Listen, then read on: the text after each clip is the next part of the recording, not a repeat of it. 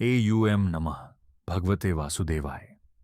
जब मनुष्य ध्यान के द्वारा अपने मन को थोड़ा शांत कर लेता है, जब उसका चित्त स्थिर होने लगता है, तब उसके भीतर एक नई जिज्ञासा जन्म लेती है। मैं कौन हूं? यह संसार क्या है? और परम सत्य क्या है?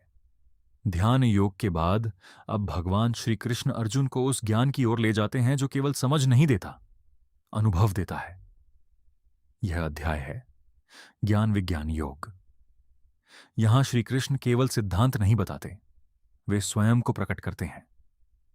श्री कृष्ण कहते हैं, हे अर्जुन, अब मैं तुम्हें वह ज्ञान बताऊंगा जिसे जान लेने के बाद तुम्हारे लिए जानने योग्य कुछ शेष नहीं रहेगा।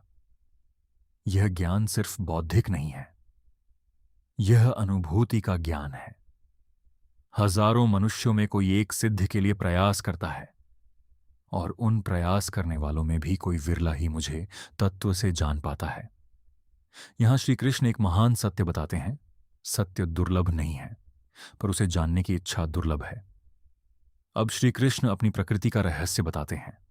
वे कहते हैं, यह मेरी 8 प्रकार की प्रकृति है।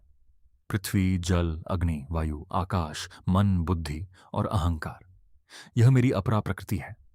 लेकिन इसके अतिरिक्त मेरी एक और प्रकृति है, परा प्रकृति, जो जीव रूप में इस संसार को धारण करती है। यही चेतना है, यही जीवन है।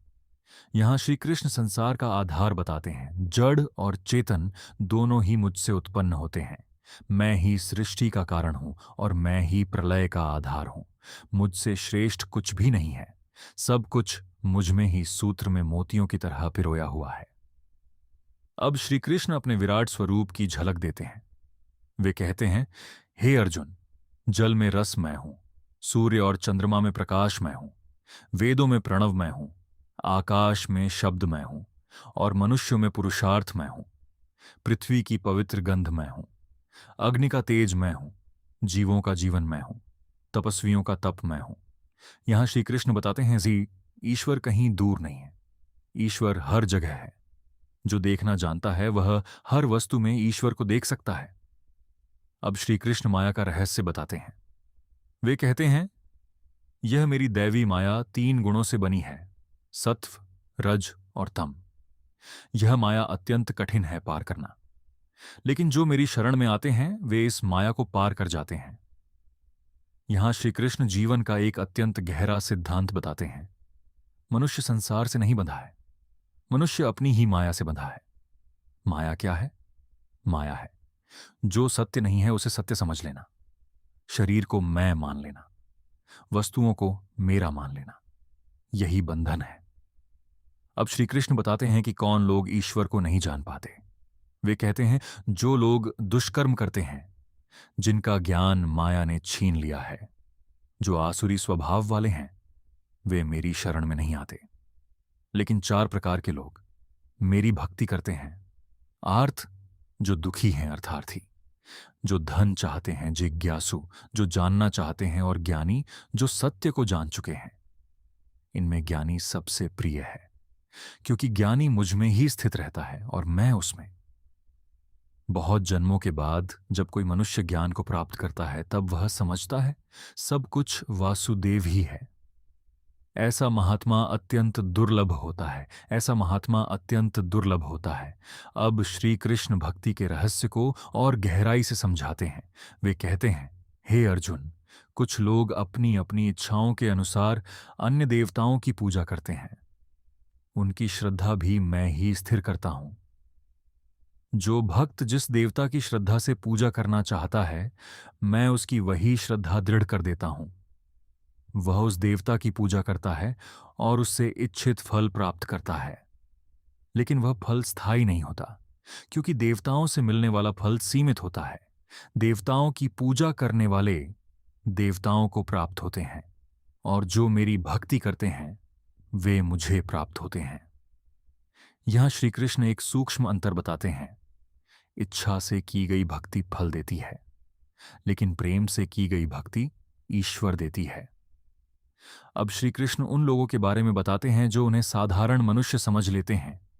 वे कहते हैं, अज्ञानी लोग मुझे मानव शरीर में देखकर मुझे साधारण मनुष्य समझते हैं। वे मेरे उस परम दिव्य स्वरूप को नहीं जानते जो समस्त जगत का स्वामी है। वे मेरी योग माया से ढके रहते हैं, इसलिए मुझे पहचान नहीं पाते। मैं सबको जानता हूं, भूतकाल, वर्तमान और भविष्य, लेकिन मुझे कोई नहीं जानता। यहां श्री कृष्ण ज्ञान की एक बड़ी बाधा बताते हैं, इच्छा और द्वेष से उत्पन्न मोह। जब मनुष्य राग और द्वेष में फंस जाता है तो उसकी बुद्धि भ्रमित हो जाती है। लेकिन जिन लोगों के पाप समाप्त हो चुके हैं, जो द्वंद्वों से मुक्त हो चुके हैं, वे दृढ़ संकल्प से मेरी भक्ति करते हैं। अब श्री कृष्ण मोक्ष की ओर बढ़ते साधक की अवस्था बताते हैं। वे कहते हैं, जो लोग मुझे जानकर जन्म और मृत्यु के चक्र से मुक्त होना चाहते हैं, वे ब्रह्म, अध्यात्म और कर्म का तत्व जान लेते हैं। जो मुझे अधिभूत, अधिदैव और अधियज्ञ सहित जानते हैं, वे मृत्यु के समय भी मुझे ही जानते हैं। यहां श्री कृष्ण एक महान रहस्य बताते हैं। जीवन जैसा जिया जाता है, मृत्यु वैसी ही होती है, और मृत्यु जैसी होती है, अगला जन्म वैसा ही होता है। इसीलिए जो मनुष्य जीवन भर ईश्वर का स्मरण करता है, वह अंतिम क्षण में भी ईश्वर को ही स्मरण करता है, और वही परम गति को प्राप्त करता है। अब इस अध्याय का सार श्री कृष्ण स्वयं बताते हैं। वे कहते हैं, हे अर्जुन, मुझे जानना ही सब कुछ जान लेना है, क्योंकि मैं ही सृष्टि का मूल हूं, मैं ही उसका पालन हूं, और मैं ही उसका अंत हूं। जो मुझे जान लेता है वह संसार को जान लेता है। जो मुझे पा लेता है उसे कुछ और पाने की आवश्यकता नहीं रहती। अब अर्जुन के भीतर एक नई अनुभूति जाग चुकी है। उसका मन जो पहले प्रश्नों से भरा था, अब श्रद्धा से भर गया है। उसे समझ आ गया है, ईश्वर कहीं दूर नहीं है। ईश्वर हर वस्तु में है, हर प्राणी में है, हर क्षण में है। बस देखने वाली दृष्टि चाहिए। इस प्रकार श्रीमद् भगवद गीता का 7वां अध्याय ज्ञान विज्ञान योग पूर्ण होता है। यह अध्याय हमें सिखाता है, ज्ञान केवल जानना नहीं है, ज्ञान अनुभव है। और जब ज्ञान अनुभव बन जाता है, तब जीवन ईश्वर से जुड़ जाता है। यदि इस अध्याय ने आपके भीतर ईश्वर के प्रति श्रद्धा को थोड़ा भी बढ़ाया हो, तो इस वीडियो को लाइक अवश्य करें। और अगर आप श्रीमद् भगवद गीता के दिव्य ज्ञान को अध्याय दर अध्याय इसी गहराई से सुनना चाहते हैं, तो तत्व विचार चैनल को सब्सक्राइब करना न भूलें। अगले अध्याय में हम प्रवेश करेंगे। अध्याय 8, अक्षर ब्रह्मयोग। ओम शांति, शांति, शांति।